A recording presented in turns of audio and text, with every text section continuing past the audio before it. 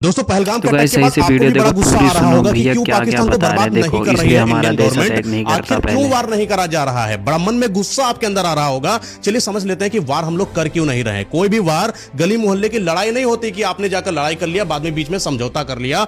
वार का मतलब यह होता है कि आपने अगर धोखे से भी मिसाइल छोड़ दी, वो तब तक आपको कंटिन्यूअस उस वार में रहना पड़ेगा जब तक वार चलता रहेगा।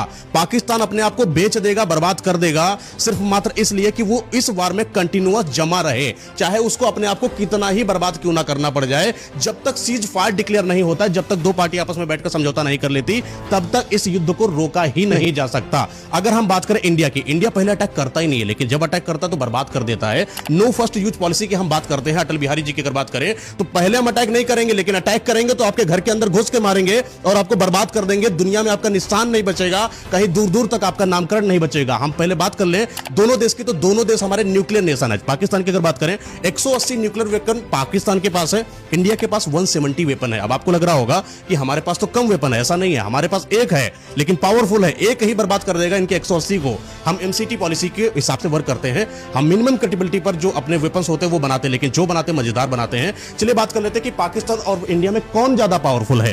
पाकिस्तान की बात करें तो हमसे कम उनके पास आर्मी है, हमसे 7 गुना कम उनके पास जो है बजट है, हम उनसे बहुत ज्यादा पावरफुल हैं। अगर हम बात करें अपने यहां की तो आईएनएस विक्रांत, आईएनएस विक्रमादित्य हमारे पास है, जो कि एयरक्राफ्ट कैरियर है, पाकिस्तान के पास है ही नहीं। अगर हम बात करें सबमरीन की तो सी सबमरीन की बात करें, न्यूक्लियर सबमरीन हमारे पास है जिसका नाम है अरिहंत, पाकिस्तान के पास नहीं है। हम समुद्र में इतने ज्यादा पावरफुल हैं कि अगर समुद्र से हम लोगों ने सिर्फ न्यूक्लियर का हमला कर लिया, पाकिस्तान यूं ही बर्बाद हो जाएगा। लेकिन जब इतना पावरफुल कोई इंसान होता है, सोचता है कि हम वार क्यों ना करें, और जब हमने वार किया अगर पाकिस्तान के ऊपर, तो पाकिस्तान बर्बाद होगा। अब सोचने की बात है कि जब इतने पावरफुल हैं तो कर क्यों नहीं रहे। कर इसलिए नहीं कर रहे हैं कि अगर हम मारेंगे तो वो भी मारेंगे, और वो मारेंगे तो हमारा भी नुकसान होगा। तो पहले हम सीखेंगे, पहले हम समझेंगे कि वहां से अटैक हो रहा है कि नहीं, पहले उनकी मिसाइल आने दो, फिर मिसाइलें हम लोग यहां से दगाएंगे।